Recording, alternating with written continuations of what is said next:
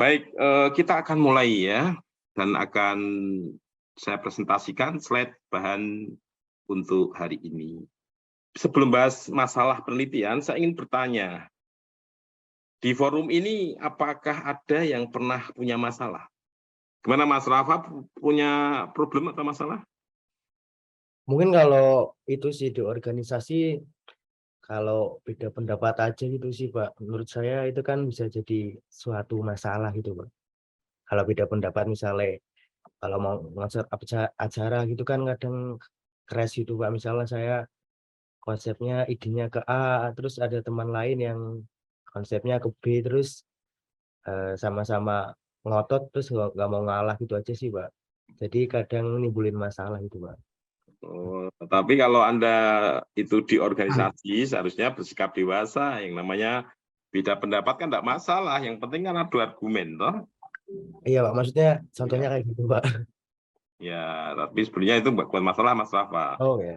Karena itu adalah, ya memang organisasi namanya rapat, diskusi, berdebat, itu biasa. Ya, kita harus mengadu argumen, perbedaan pendapat, perbedaan antara apa ya istilahnya solusi, itu hal yang wajar dalam organisasi. Sehingga butuh kedewasaan. Tetapi kalau Anda memang baru belajar organisasi, biasanya bermasalah gitu ya. Bermasalah, enggak lah. Nanti kalau kamu terjun di, apalagi di organisasi politik itu, yang namanya berbeda pendapat sampai mau berkelahi itu hal yang wajar terjadi. Banting meja, lempar apakah itu terjadi ya. Sekarang berikutnya Mas Astaguna. Pak, saya ingin tanya masalah yang pernah dialami Mas Asta. Kebocoran ban, Pak. Kebocoran ban, Pak. Ban motor. Oh, motor. Jadi mau berangkat kuliah, bannya bocor. Kok bisa itu masalah, Mas? Kenapa? Memperlambat waktu, Pak. Ya, Kesananya, Pak. memperlambat waktu sehingga kamu kuliahnya terlambat gitu ya. Iya, Pak. Perjanjian sama pacar terus jadi terlambat, pacarnya nanti marah-marah gitu ya. Gara-gara ban bocor. Oke. Jadi Mas Asta punya harapan ya, saya akan masuk kuliah tepat waktu. Ini kan harapan. Tapi kenyataannya tidak bisa tepat waktu. Ini faktanya. Karena ban bocor. Ini kan antara yang diharapkan bahwa Mas Asta kepengen disiplin masuk kuliah, kalau janjian sama orang, apalagi pacar ya tepat ya. Jadi tidak molor waktunya, menunjukkan bahwa kita punya kepribadian disiplin gitu ya, menepati janji. Tapi ternyata tidak bisa karena ban bocor. Ini masalah. Jadi benar Mas Asta ya. Jadi yang diharapkan dan yang terjadi itu berbeda. Ini masalah. Oke, baik, terima kasih. Terus untuk mengatasi itu gimana Mas Asta? Ditambal, Pak. Ditambah. Tapi kan kamu terlambat. Masalahnya kan terlambatnya itu. Motornya ditinggal, Pak. Terus naik Gojek, Pak. Itu solusi supaya tidak terlambat. Ya, Pak. Ya, kalau kamu terlambat karena harus mengatasi masalah ban bocor, Izin terlambat ke dosennya, Pak. paling tidak izin terlambat, WA dosennya, atau titip temannya bahwa saya terlambat, atau mungkin sama orang yang menunggu ya, yang janjian toh, janjian jam 12 ini jam, kalau nggak diberitahu kan dia juga tersiksa, namanya menunggu ya, sehingga diberi kepastian, maaf ini saya terlambat ya, ini saya cari tukang tambal ban dulu. Ya sekitar 15 menit lah, nanti saya akan sampai ke situ. Nah ini ada kepastian. Sehingga itu cara menyelesaikan permasalahan problem ya. Baik, satu lagi saya ingin tanya, suara cewek belum ada ini, biar tidak ngantuk. Wah, ini cowok-cowok semuanya. Nih Vina. Vina dia pernah punya masalah, Vina? Pernah, Bapak. Apa contohnya? Mungkin sebagai anak kos mungkin masalah ekonomi, karena kayak kalau akhir bulan gitu kan pasti kayak duitnya udah sedikit gitu. Ya, problemnya adalah tentang uang saku yang habis ya. Harapannya kan sampai tanggal orang tua bayaran itu, uang itu tidak habis kan, cukup kan. Tapi faktanya itu habis. Nah itu problem, punya masalah pasti. Gimana saya harus makan, bagaimana saya harus beli bensin, bagaimana saya harus beli minum gitu kan. Dan Iya. juga memenuhi kebutuhan dalam belajar, misalnya fotokopi. Ini kan problem. Cara ngatasi gimana, Mbak? Kalau untuk saat ini sih saya mengatur pengeluaran dan pemasukan itu dicatat gitu, Pak. Jadi secara sadar gitu udah berapa nih keluarnya kayak gitu. Supaya lebih hemat aja sih, Pak. Iya, sudah benar itu. Jadi Mbak Vina, caranya adalah mencatat. Ya, mencatat dari awal setelah kita nerima uang dari orang tua, itu harus di planning dulu. Saya beli sabun, beli odol, untuk beli bensin, untuk beli apa lagi, coba di planning. Kalau di planning cukup, berarti Anda harus tertib dengan rancangan itu. Ya, itu namanya membuat anggaran, rencana anggaran. Pada intinya itu pengeluaran kita itu kan bisa dikelompokkan jadi 9. Pertama itu adalah kebutuhan makan dan minum. Yang kedua itu adalah kebutuhan rumah tangga seperti sabun dan sebagainya. Yang ketiga itu adalah kebutuhan untuk pendidikan, fotokopi dan sebagainya. Yang keempat itu adalah kelompok transportasi. Yang kelima itu adalah kelompok untuk kesehatan. Anda butuh vitamin ya, atau obat. Yang keenam itu Anda butuh sosial. Jadi Anda jangan pelit-pelit ya. Ada memang anggaran untuk sosial. Misalnya ajak ke koncone atau bantu temennya yang memang kesulitan gitu ya. Atau ada orang miskin sekitar kos, mungkin kita bantu dengan uang kita sudah kita anggarkan untuk sosial, termasuk juga untuk acara-acara keagamaan atau persembahan dan sebagainya. Yang ketujuh itu ada pos-pos seperti bayar utang.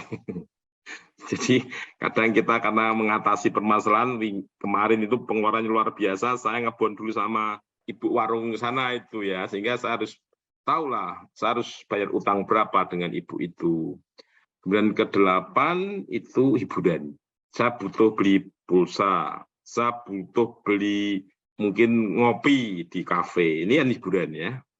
Karena saya juga butuh misalnya kongko-kongko malam mingguan di mana.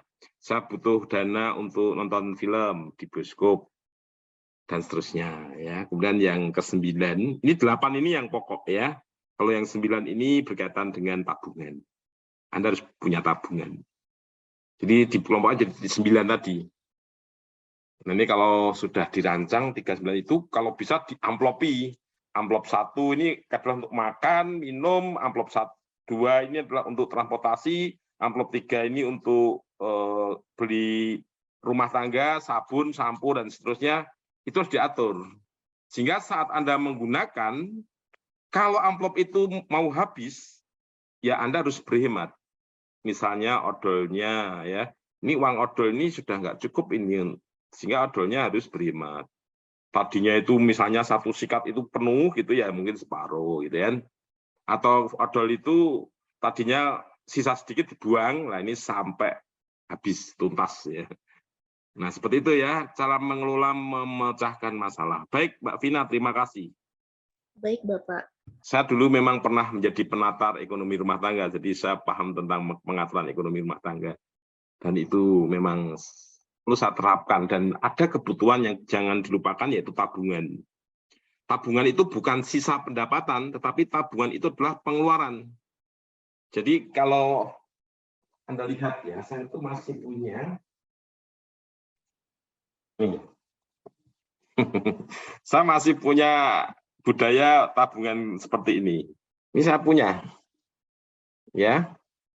Dan ini adalah menjadi pengeluaran saya, tabungan. Saya kalau menunggu sisa, tidak akan sisa. Yang namanya uang penghasilan selalu akan habis. Tetapi jangan lupa menyisihkan pendapatan itu untuk menabung. Dan menabung ini digunakan untuk darurat, misalnya ya, saat kita tidak punya uang, saat kita misalnya butuh apa, saat mungkin ada hal yang perlu saya biayai, misalnya kesehatan, ini sudah ada tabungan. Ini ya.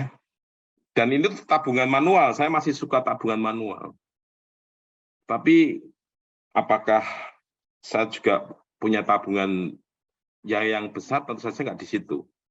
Itu adalah tabungan-tabungan yang saya tabung rutin, misalnya 20.000, 50.000, 100.000, gitu ya. Saya masukkan situ. Tapi kalau tabungan-tabungan yang sifatnya besar, pasti di rekening tabungan. Nah, ini teori nih tentang kegiatan ilmiah. Jadi pada intinya, bisa dilihat dari gambar ini, bagan ini, bahwa untuk filsafat ilmu, kita harus melihat fenomena yang ada. Fenomena, fakta, teori, itu kita analisis, kemudian kita sintesiskan dalam bentuk rumusan masalah. Jadi masalah itu adalah terjadi dalam dunia nyata. Intinya adalah perbedaan antara fakta dan harapan, fakta dan teori, yang terjadi dan yang diharapkan. Ini namanya masalah. Kemudian dirumuskan masalah, yaitu kita mempersoalkan apa? Misalnya kasus Mbak Vina tadi, ada masalah tentang pembagian keuangan. Ya Anda merumuskannya seperti apa? Ya bagaimana mengatur keuangan untuk mengatasi hal-hal yang tidak terduga. Atau misalnya bagaimana membuat suatu sistem informasi ekonomi rumah tangga untuk mengatur keuangan rumah tangga. Misalnya itu.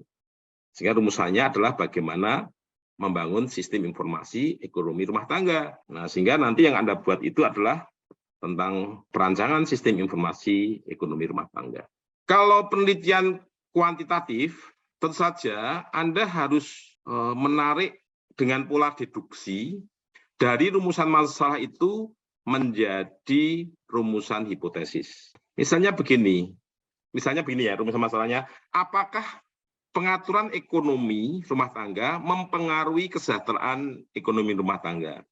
Apakah, sehingga kita akan meneliti objeknya adalah di rumah tangga itu, apakah mereka sudah mengatur ekonominya dan bagaimana dia mengalami kesejahteraan. Nah, kemudian dari rumusan itu kemudian ditarik menjadi hipotesis. Hipotesisnya adalah diduga perencanaan ekonomi mempengaruhi tingkat kesejahteraan rumah tangga. Ini hipotesis, dugaan, tapi kan belum tentu mempengaruhi. Bisa mempengaruhi, bisa tidak. Nah, itu dibuktikan secara empiris. Coba diteliti. Ya, kita akan meneliti, misalnya ini adalah populasinya adalah semua dosen Udinus. Dosen Udinus sebagai populasi, kemudian sampelnya mengambil 100 dosen Udinus, akan diberi kuesioner. Nah, kemudian terpilihlah dari 400 dosen Udinus, terpilih 100 sebagai sampel. Kemudian dari sampel itu mereka harus mengisi kuesioner. Nah, dari kuesioner itulah nanti akan diolah untuk menguji apakah betul perencanaan ekonomi itu mempengaruhi tingkat kesejahteraan dosen Udinus. Faktanya bisa mempengaruhi atau tidak mempengaruhi. Faktanya bisa diterima, bisa ditolak. Kalau diterima berarti menjadi teori. Ya, menjadi teori. Bahwa perencanaan ekonomi itu mempengaruhi tingkat kesejahteraan. Sehingga kalau dosen Udinus ingin sejahtera, mereka harus diajari yang namanya perencanaan ekonomi rumah tangga. Mengadakan pelatihan atau mungkin membuatkan sistem informasi tentang ekonomi rumah tangga. Paham ya ini ya? Kalau ditolak berarti tidak signifikan. Tidak signifikan berarti tidak bisa membuat teori. Baik, Pak, saya akan menelitinya kan kualitatif. Coba saya kepengin tahu yang kemarin ya, yang kualitatif.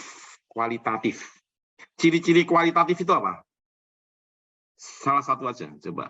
Saya ingin tanya, Mas Krishna. Ciri-ciri klasifikasi kualitatif. Yang kualitatif adalah membahas masalah lebih dalam dibandingkan penelitian yang kuantitatif. Ya, benar.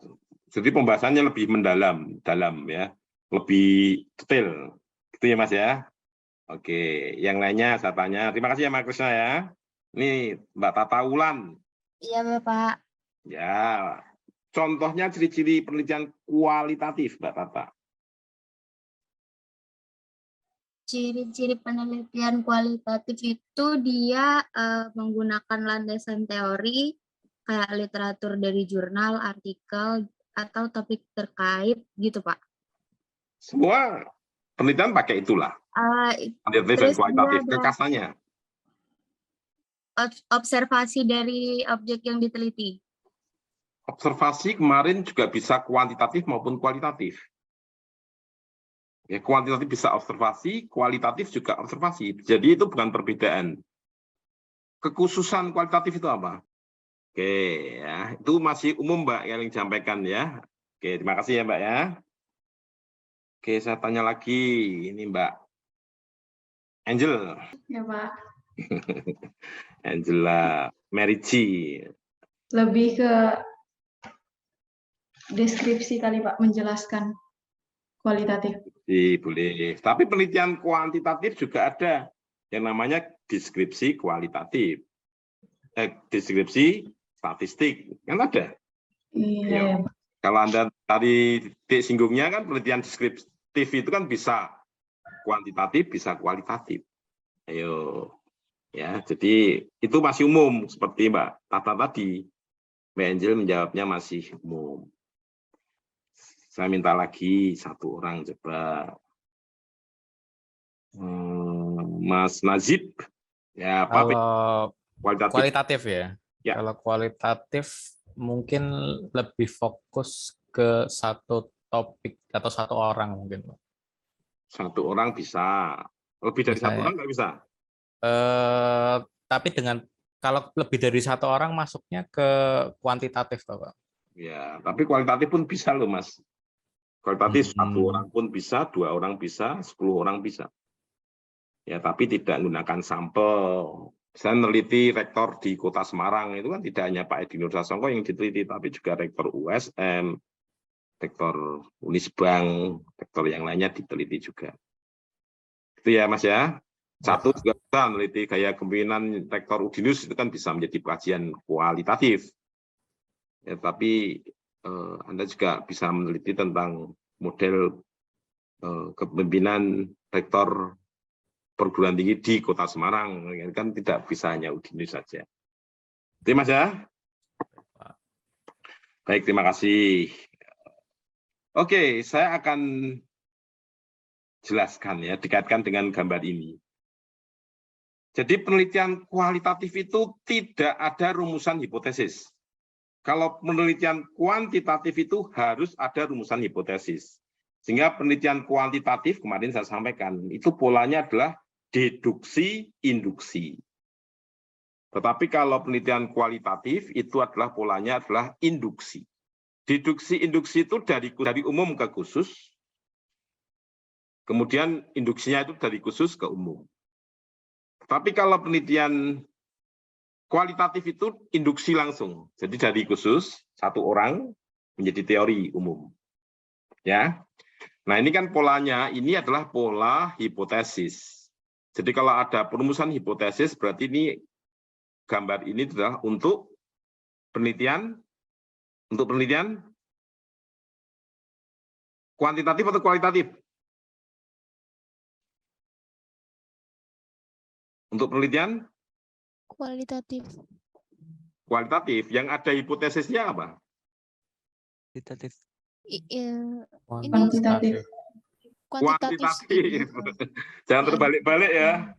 Iya, Jadi kalau ada hipotesisnya pastilah kuantitatif. Kalau kualitatif tidak ada hipotesisnya. Kalau ada hipotesisnya berarti penelitian konfirmatori, mengkonfirmasi hipotesis. Tetapi kalau penelitian tanpa hipotesis itu penelitian kualitatif. Begitu ya. Ini pola ini untuk deduksi induksi. Jadi dari umum teori ya, kemudian dirumuskan masalah ya, kemudian ditarik menjadi hipotesis. Itu namanya proses deduksi. Dan deduksi dibuktikan secara empiris, kemudian dipakai untuk menguji hipotesis. Kalau diterima itu menjadi teori, kalau ditolak berarti itu tidak bisa menjadi teori. Prinsipnya di situ, ya, deduksi, induksi. Ini namanya ilmu, sehingga kalian pun kalau paham tentang metode ilmiah, kalian pun bisa menghasilkan teori. Tidak harus para profesor, tidak harus para doktor, tapi kalian pun bisa menghasilkan teori baru. Ya, berikutnya ini juga sama ya. Jadi dari dunia nyata, baik ekonomi maupun non-ekonomi, kemudian dirumuskan problemnya itu melalui panca indera. Ya, kemudian dari problemnya dirumuskan, terus membuat kerangka pemikiran, di mana kerangka pemikiran itu nanti akan menghasilkan hipotesis. Hipotesis akan dibuktikan secara empiris, sehingga menghasilkan suatu teori atau kesimpulan, dan kesimpulan itu nanti akan menjadi teori.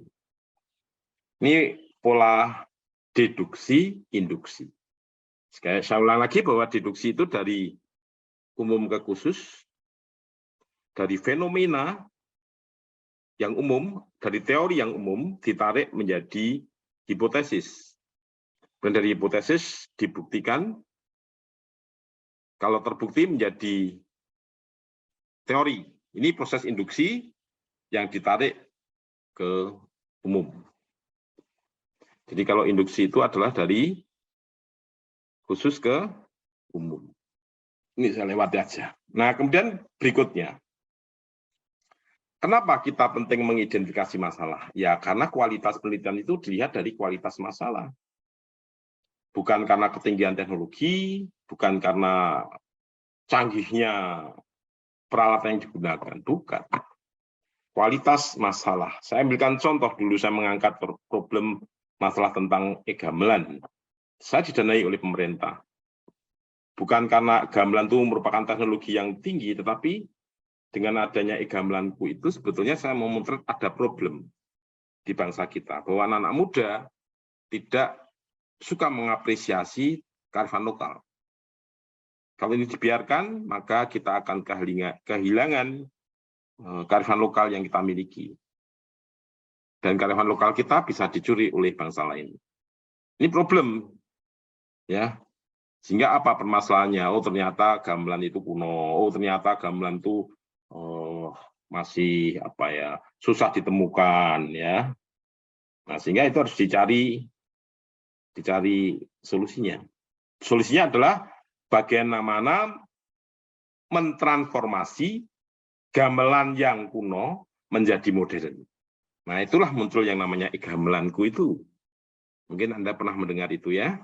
Kemudian yang kedua, kalau kita mereview jurnal, misalnya saya mereview jurnal ilmiah dari dosen, yang saya lihat pertama itu adalah masalah penelitian. Kalau masalahnya nggak menarik, ya saya buang. Kalau masalahnya sangat menarik, saya baca berikutnya. Nah, sehingga masalah penelitian itu menjadi penentu utama dalam proses menilai, baik itu jurnal maupun proposal. Ya, kalau ada proposal masalahnya nggak bermutu, ditolak. Apalagi proposal itu kan didanai. Yang ketiga, usahakan bahwa masalah yang kamu pilih itu adalah orisinil. Orisinil itu apa? Orisinil itu Anda bisa menunjukkan kebaruan. State of the art. Bahwa yang saya teliti ini belum diteliti orang lain. Misalnya ada orang lain yang meneliti hal sama, tetapi perbedaannya pasti ada. Anda tunjukkan bahwa penelitian saya orisinil. Misalnya saya meneliti e-gamelanku itu waktu itu saya menemukan software namanya Gampack, G-A-M-P-A-C-K, Gampack. Ya. Itu produk dari Perancis. Tetapi Gampack itu kan berbeda dengan e-gamelanku. Saya bisa menunjukkan bahwa Gampack itu seperti ini kelemahannya, saya seperti ini. Ini saya menunjukkan orisinil atau orisinalitas penelitian saya. Baik, sampai sini mungkin ada pertanyaan. Silakan kalau ada yang bertanya. Permisi Pak, izin bertanya. Ya, silakan. Kalau indikator yang membuat masalah itu dinilai berbobot atau tidak, itu apa Pak indikatornya? Ya, jangan sampai Anda itu mengarang masalah. Masalah tidak ada, dibuat seolah-olah ada. Ini nggak jelas, tidak berbobot. Ya. Namanya masalah yang berkualitas itu adalah masalah yang memang mengangkat fakta-fakta yang terjadi di masyarakat maupun di dalam kehidupan. Jadi kalau Anda mengangkat hal-hal yang tidak masalah tapi diangkat-angkat seolah-olah menjadi masalah, itu nggak berbobot. Terus gimana Pak cara menemukannya? Maka dari itu kita harus melihat fenomena, kita harus ikut juga seminar, kita harus membaca jurnal-jurnal terkini, kita juga sering keluyuran, observasi kemana, sehingga Anda punya ide di situ. Ikut seminar, baca artikel, baca fenomena, kebijakan pemerintah, kemudian juga melihat peristiwa terjadi di sekitar kita. Begitu Mbak. Jadi kalau masalahnya itu dikarang gitu ya, tidak ada masalah seolah-olah ada masalah, itu kan tidak berbobot. Berarti berdasarkan ini ya Pak. Ya, berdasarkan apa ya yang sedang sekarang ya. Kalau sekarang apa fenomena yang Anda tahu Mbak Diana? Fenomena Iya, apa? Pak. Fenomena apa? Sekarang. Kalau diteliti menarik itu fenomena apa? Kalau sekarang yang diteliti menarik ya permasalahannya paling lingkungan sih Pak. Apa? Mungkin lebih ke arah polusi. Nah, polusi. Bolehlah kalau itu polusi masih menjadi fenomena masalah ya. Iya. Polusi sehingga Anda bisa punya ide untuk memecahkan permasalahan polusi. Salah satunya mungkin adalah mengolah sampah. Salah satunya mungkin Anda bisa membuat suatu sistem untuk pembuangan sampah atau sistem informasi yang dipakai untuk mendeteksi tingkat polusi. Sehingga kalau misalnya tingkat polusinya tinggi, berarti ada apa ya? Sinyal memberitahu bahwa di Kota Semarang polusinya sudah tinggi sehingga tolong warganya tidak menambah polusi gitu. Gitu ya. Iya Pak, Atau terima kasih ada yang atas lainnya jawabannya. mungkin selain Mbak Diana ada fenomena apa sekarang yang mungkin menarik untuk diteliti dan itu menjadi masalah yang berkualitas. Fenomena sekarang apa ya kira-kira yang menjadi masalah yang menarik? Kenaikan BBM, Pak. Ya, boleh kenaikan BBM. Anda kalau kenaikan BBM itu masalah apa yang Anda bisa lihat? Ekonomi mungkin, Pak. Ekonomi, ya. Ekonomi siapa? Masyarakat Indonesia. Masyarakat Indonesia. Pedagang juga bisa. Ya, baik. Anda bisa melihat bagaimana problem BBM naik ini diselesaikan dan siapa yang menyelesaikan ini? Apakah kalau BBM tidak jadi dinaikkan, apakah ini juga solusi? Tergantung solusi dari mananya, Pak. Ya, gimana solusinya? Kalau misalnya subsidinya digunakan untuk BBM, ya berarti anggaran untuk anggaran proyek lain menjadi berkurang, tapi untuk masalah kenaikan BBM-nya memang teratasi. Tapi untuk sisi lain muncul masalah lain. Ya, boleh. Misalnya begini ya, mahasiswa itu kalau naik angkutan BRT itu berapa bayarnya? 1.000. 1.000. Kamu pilih naik motor atau naik mobil atau BRT? Naik motor, Pak. Udah kapok naik BRT, Pak. Udah kapok Pak naik BRT. Naik BRT, kenapa? Kadang nunggu bisa 1 jam, Pak. Kalau rame banget. Justru itu pemerintah harus menangani sistem BRT secara profesional, ya kan? Kalau orang-orang yang memang keberatan, karena itu BBM itu kan BBM subsidi.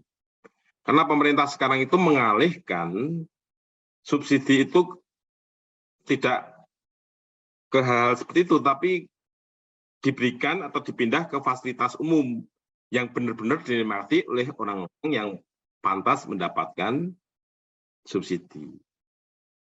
Karena BBM itu lumas, masa mobil Fortuner aja ngisinya Pertalite, Bang ya.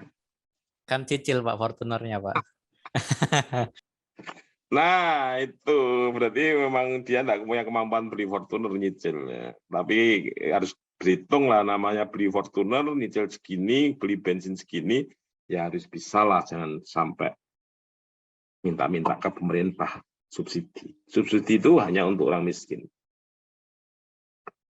Begitu, harus diatur ya. Dan sekarang memang harga minyak kan meningkat, tidak hanya Indonesia, tapi yang mempengaruhi itu kan tingkat dunia. Dengan teori ekonomi ya, semakin langka, semakin mahal. Permintaan banyak, semakin mahal.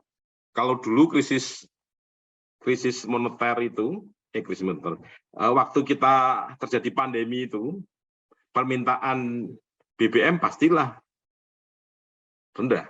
Ya, karena orang tidak memiliki mobile gerakan yang seperti sekarang. Ya, orang bekerja di rumah berarti nggak beli bensin. Orang tidak pergi kemana-mana berarti kan tidak ada anggaran bensin. Tapi sekarang kan tidak. Sekarang sudah kerja di kantor sehingga kalau saya berangkat kantor saya harus mengeluarkan uang untuk beli bensin.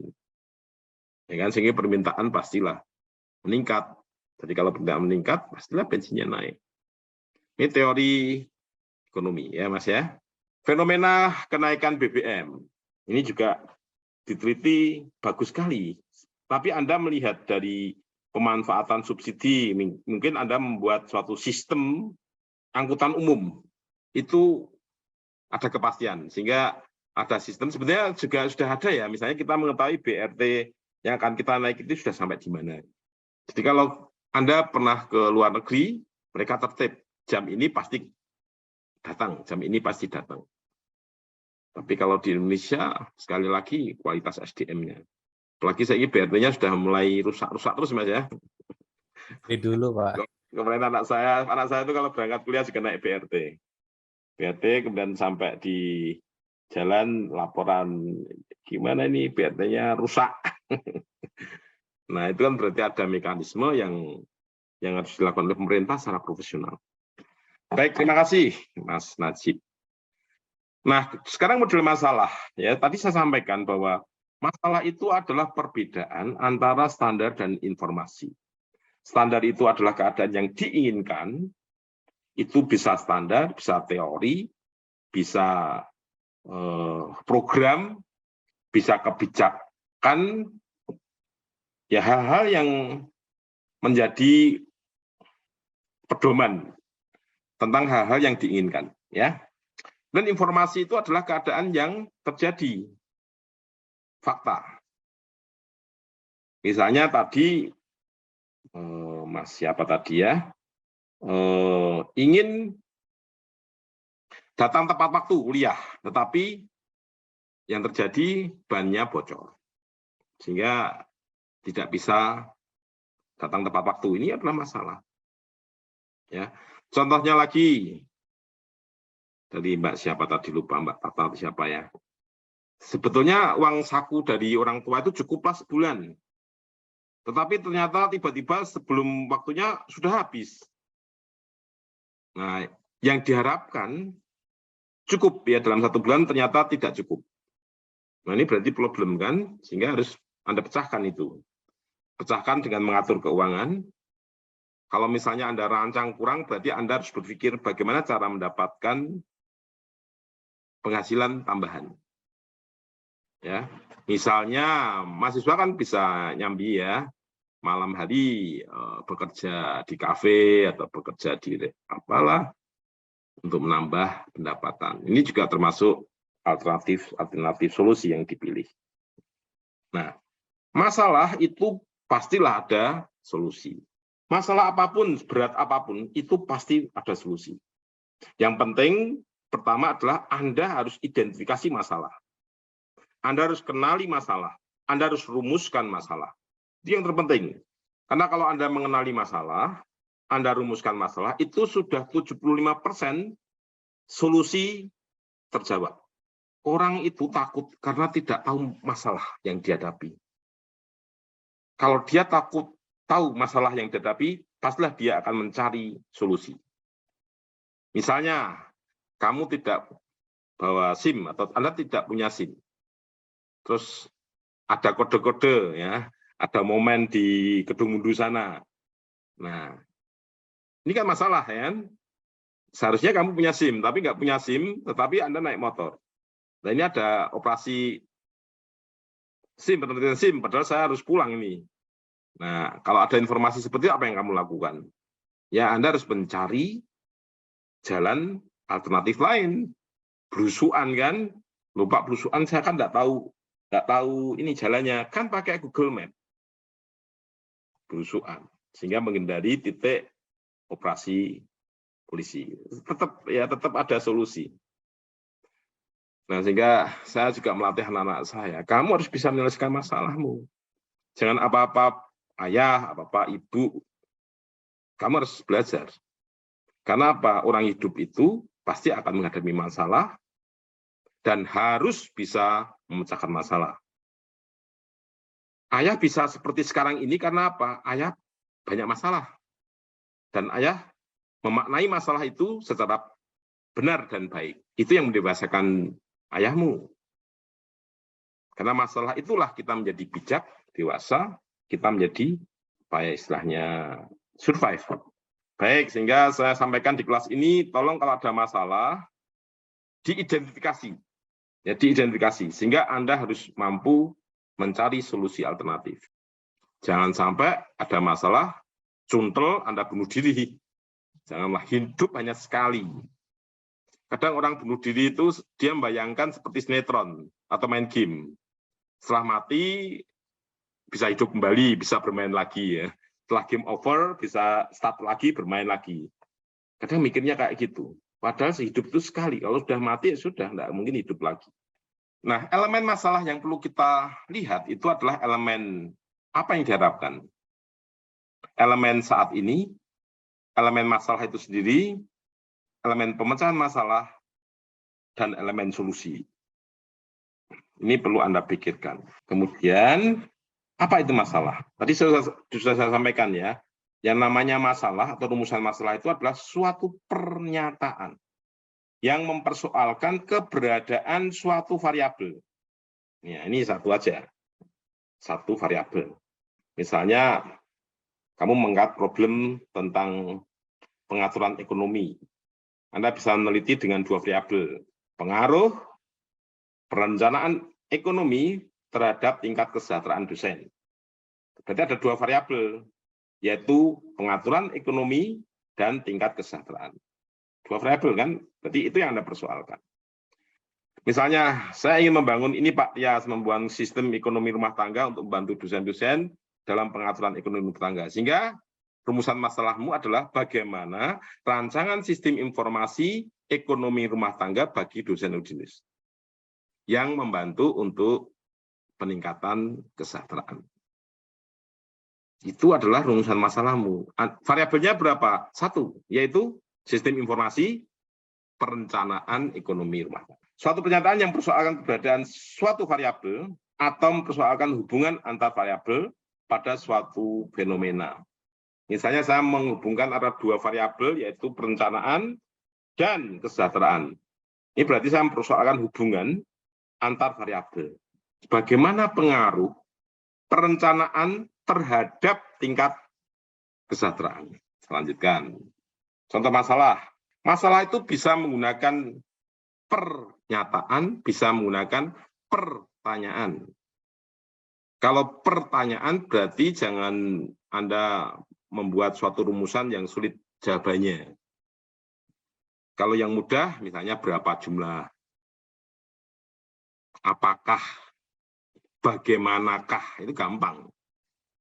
Tapi kalau misalnya Anda membuat pertanyaan filosofis ya, misalnya mengapa, susah. Misalnya ya, Mbak Diana ditanya sama pacarmu, apakah kamu mencintai aku? Mbak Diana bisa jawab, apakah kamu mencintai aku? Bisa jawab? Diana? Tidak. Ya atau tidak toh? Nah, jawabnya kan bisa toh? Tidak, saya tidak mencintai kamu kan gitu kan? Atau ya, aku mencintai kamu kan gitu. Nah, kan bisa jawabnya gampang. Tetapi misalnya ditanya sama pacarmu, mengapa kamu mencintai aku? Jawabnya gimana? Karena kamu keren deh. Berarti nanti kalau saya sudah tua nggak keren, kamu nggak mencintai aku. Kan contoh, Nah, itu kan Pak. susah tuh kan? Susah. Iya, susah. Susah juga ya. Mengapa itu adalah jawaban filosofis. Karena kamu cantik, berarti kalau saya tidak cantik, kamu nggak mencintai aku. Karena kamu kaya, berarti kalau saya miskin, kamu nggak mencintai aku. Susah ya. Tapi kalau jawabannya itu, apakah kamu mencintai aku? Ya atau tidak. Itu jawabannya jelas. Bagaimana kamu mencintai aku? Mbak Angel kalau ditanya bagaimana kamu mencintai aku? Ini bersama pacarnya loh, bukan saya ini ya. Bagaimana Mbak Angel mencintai pacarnya? Memberikan kasih sayang, Memberikan kasih kayak perhatian gitu. Nah, berarti memperhatikan, beri perhatian, kasih sayang. Kemudian saat ada event-event istimewa ulang tahun, saya akan kasih hadiah dia, kan gitu ya. Kemudian saat waktu-waktu sedih, saya akan dampingi dia, akan saya hibur, saya besarkan hatinya. Nah ini kan kalau pertanyaannya bagaimana, kan jawabnya gampang. Tapi kalau mengapa agak susah ya. Sehingga kalimatannya itu tolong hati-hati. Kemudian pernyataan, ya pernyataan itu biasanya tujuan. Ya, misalnya penelitian ini bertujuan untuk mengetahui hubungan antara seperti ini, kan ini juga rumusan masalah. Baik, dari mana datangnya masalah? Masalah manusia, problem people. Masalah manusia itu sumber masalah paling banyak dibanding makhluk lain. Cinta bagi monyet tidak masalah, tapi bagi seorang manusia bisa menyebabkan bunuh diri. Cinta bagi seekor ayam, dia tidak akan menjadi problem. Tapi bagi manusia yang namanya cinta, patah hati pun, itu bisa sakit sampai kurus. Ya kan? Jadi manusia itu sumber masalah. Masalah ya. Kemudian masalah juga dari program ya, misalnya seperti BBM tadi, program kenaikan subsidi BBM. Ini kan juga problem ya, masalah. BRT yang tidak tepat waktu, BRT yang cepat rusak, ini juga termasuk program. Kemudian yang ketiga fenomena. Fenomena terjadi apa ini ya? Fenomena apa? Nah, kemudian nemukannya gimana? Ya, Anda harus baca literasi ya, jurnal, buku, atau seringlah kamu ikut seminar, seringlah kamu dolan untuk mengamati lapangan. Ini nanti akan muncul masalah. Nah, kalau studi literatur, ini pastilah Anda akan membaca suatu karya orang lain. Misalnya tulisan ini, proses identifikasi objek pada objek-oriented analysis and design sangat sulit dilakukan. Jadi ini menjadi masalah penelitiannya adalah teknik mengidentifikasi objek berdasarkan pola kalimat pada requirement specification. Ini adalah contoh dari literasi, saya bisa merumuskan masalah. Ya. Kemudian lagi, masalah mahasiswa tidak punya uang ya, atau tadi uangnya kok selalu habis ya sebelum kiriman orang tua datang. Nah, problem masalah yang terjadi, mahasiswa tidak punya uang. Anda bisa membuat rumusan masalahnya apa? Teknik mendeteksi mahasiswa yang tidak punya uang dengan metode face recognition. Jadi dari wajahnya itu bisa diketahui baru tidak punya uang ya. Jadi difoto jebret gitu kan, masukkan software diolah. Nah ini wajah tidak punya uang. Sehingga untuk software ini bisa digunakan untuk apa? untuk menyeleksi beasiswa. Misalnya Udinus punya program beasiswa bagi mahasiswa yang memang kesulitan dalam keuangan. Kadang pembagian beasiswa itu kita tidak tahu ya, dokumen yang dikirimkan itu palsu ya kadang. Sehingga saat beasiswa diterima dipakai untuk beli handphone baru, yang terjadi seperti itu. Padahal sebetulnya itu kan dipakai untuk proses belajar mengajar. Nah, sehingga perlu ada suatu software yang bisa mendeteksi wajah mahasiswa ya dengan metode face recognition. Nah, ini ya. Kemudian bisa juga masalah yang diangkat adalah model bisnis di internet yang efektif untuk mahasiswa miskin. Jadi kamu membuat suatu model bisnis yang dipakai untuk mahasiswa-mahasiswa yang mengalami kesulitan keuangan. Kemudian juga bisa misalnya masalah muncul dosen. Dosen susah menentukan waktu untuk meeting bulanan. Sehingga perlu ada suatu sistem untuk mendukung keputusan. Di sistem support system untuk menentukan schedule pertemuan dosen. Misalnya ini adalah masalah administrasi. Sulit mengelola diktat atau modul dari dosen dan mendelivernya ke mahasiswa. Sulit memperoleh bahan ajar. Ini kan masalah. Sehingga rumusan masalahnya adalah e-learning system yang mendukung proses belajar mengajar di universitas. Oke, jadi menarik itu apa? Ya, menarik apa? Ya, syarat penelitian apa? Ya menarik. Kalau Anda meneliti masalah yang tidak menarik, kamu nggak akan selesai skripsimu. Sehingga tolong saat Anda membuat skripsi atau TA, angkatlah masalah-masalah menarik sehingga itu memotivasi kamu untuk melakukan penelitian dengan serius. Yang kedua, bermanfaat. Ya. Yang ketiga, state of the art, hal yang baru. Menarik, bermanfaat, hal yang baru. Wah, ini semangat kamu meneliti kalau seperti ini. Tapi kalau meneliti hal yang tidak menarik, wah bisa molor sampai beberapa semester kamu baru selesai. Nggak menarik. Pak, ya saya itu meneliti ini kan kepeksa, Pak. Lah kepeksa gimana? Dosen pembimbing saya itu maksa seperti ini, padahal saya tidak kepengen seperti ini. Itu yang terjadi saat saya membuat disertasi. Ya sehingga saya molor karena apa? Dosen promotor saya memaksa saya. Saya nggak menarik dengan tema itu, tapi dipaksa. Akhirnya molor juga kan? Baik, kemudian yang berikutnya, masalah itu dapat diukur.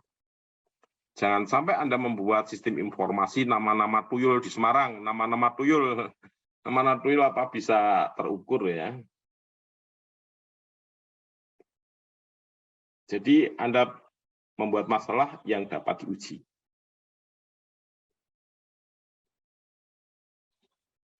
Pengaruh memelihara tuyul terhadap peningkatan kekayaan. Nanti kalau konsep tuyul itu kan uangnya masih lembaran ya, tapi nanti kalau uangnya sudah digital, piye caranya tuyul ngambil? Susah ya. Nanti ada tuyul, tuyul ya. Tuyul itu ngambil uang tapi yang elektronik ya. Karena tuyul itu mengambil uang yang tidak bertuan, misalnya uang sumbangan, misalnya uang orang jualan, misalnya uang pokoknya yang tidak yang tidak diketahui.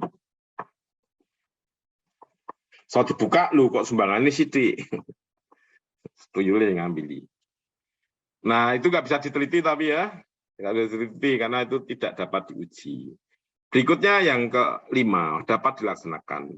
Jangan sampai Anda meneliti sesuatu yang tidak bisa dilaksanakan. Misalnya, bagaimana cara menanam jagung di planet Mars. Bisa memang. Janganlah, ya penelitian-penelitian yang kamu tidak bisa lakukan, janganlah. Yang keenam, merupakan masalah yang penting. Jangan sampai Anda meneliti masalah-masalah remeh-temeh. Tidak penting kamu teliti ya untuk apa. Dan yang berikutnya penting ini juga Anda lakukan, jangan sampai Anda meneliti hal-hal yang melanggar etika. Saya paling tidak suka ya penelitian-penelitian yang dilakukan oleh seseorang, misalnya tentang ini, tentang bahwa dia menyimpulkan 80% mahasiswa di Yogyakarta sudah tidak perawan. Ini sangat melanggar etika. Ya. Nah, itu kan sangat menyinggung perasaan ya. Tidak ada manfaatnya. Dan itu melanggar etika. Jadi penelitian tentang keagamaan, tentang gender, tentang hal-hal sara gitu ya. Itu tolong hati-hati. Jangan sampai itu kamu lakukan.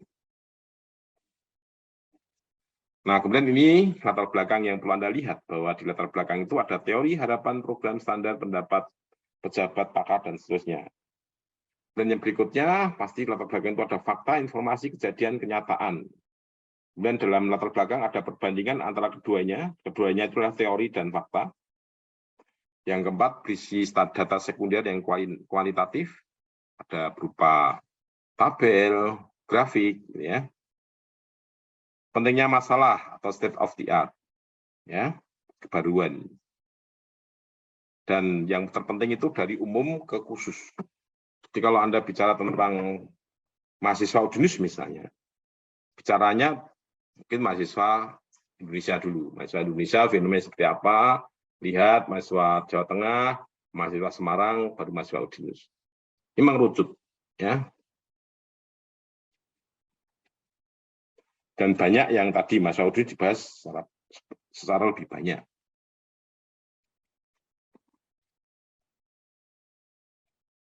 Nah, ini kaitannya bisa Anda lihat ya, bahwa struktur ilmiah adalah fenomena ini untuk menetapkan masalah, konsep untuk menentukan kajian teori, proposisi untuk menyusun hipotesis, fakta itu untuk menguji hipotesis, teori itu untuk menarik kesimpulan. Laporannya nanti menetapkan masalah, latar belakang, tujuan, manfaat itu ditulis di bab 1. Kajian teori, hipotesis, kerangka konseptual itu ada di tinjauan pustaka. Uji hipotesis, metodenya dan sebagainya itu ada di bab 3 dan bab 4. Menarik kesimpulan itu ada di bab 5, kesimpulan dan syarat. Ini adalah sistematika penulisan ilmiah. Ya, saya ulangi lagi bahwa nanti di bab 1 isinya adalah masalah. Masalah itu apa? Latar belakang, rumusan masalah, tujuan, manfaat, batasan masalah. Mengkaji teori, menyusun hipotesis itu tinjauan pustaka.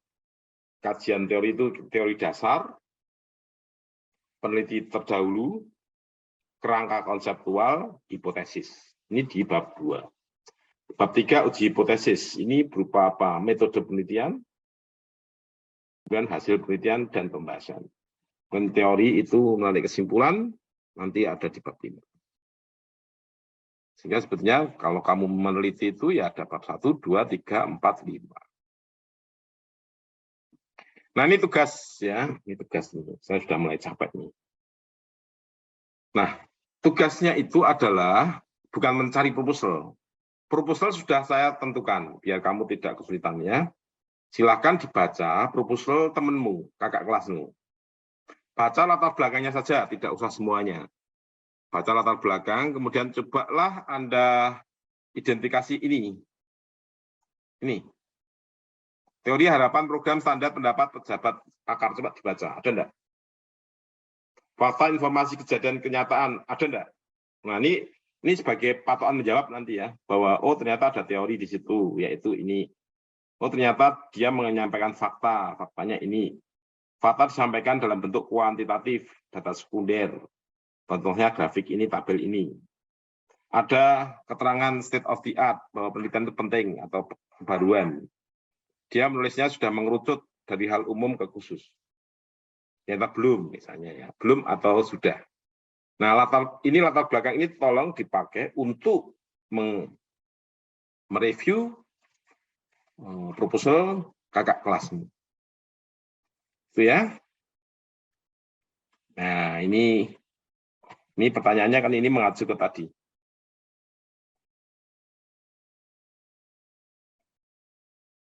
Oke, sudah selesai.